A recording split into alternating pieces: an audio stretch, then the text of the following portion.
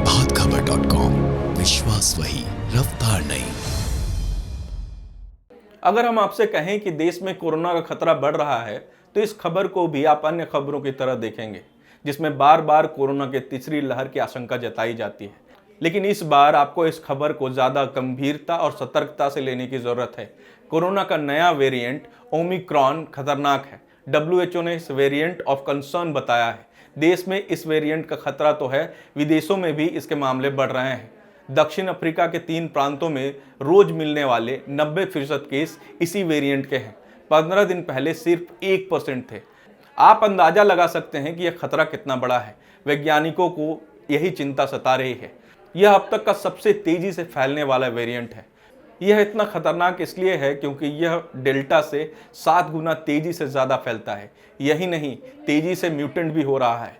पकड़ में आने से पहले भी इसमें 32 म्यूटेंट हो चुके हैं। इससे पहले कि आपको दुनिया भर में कोरोना की स्थिति बताई जाए, आप गुरुवार को आए देश के आंकड़े से इसकी गंभीरता को समझ सकते हैं। देश में एक दिन में यानी गुरुवार को 10,539 नए संक्रमित मिले, जो एक दिन पहले के मुकाबले 15.6% अधिक हैं।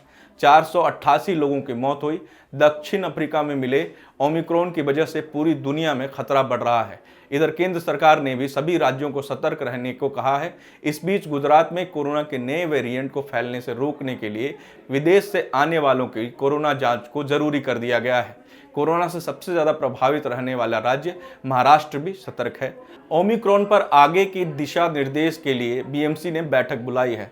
अब इसकी गंभीरता को समझने के लिए दुनिया के दूसरे देशों से जो आंकड़ा आ रहा है उसे समझिए। बेल्जियम में एक दिन में 23,350 कोरोना केस दर्ज किए। अक्टूबर 2020 के बाद यह सबसे ज़्यादा मामले हैं। जर्मनी का आंकड़ा बताता है कि एक दिन में 73,837 नए कोरोना के मामले सामने आए। यह एक दिन में अब तक की सबसे बड़ी बढ़त है। स्विट्जरलैंड में एक दिन में 8,585 नए मामले दर्ज किए गए। यह नवंबर 2020 के बाद एक दिन में आई सबसे बड़ी संख्या है। फ्रांस में एक दिन में 32,591 नए केस दर्ज किए गए।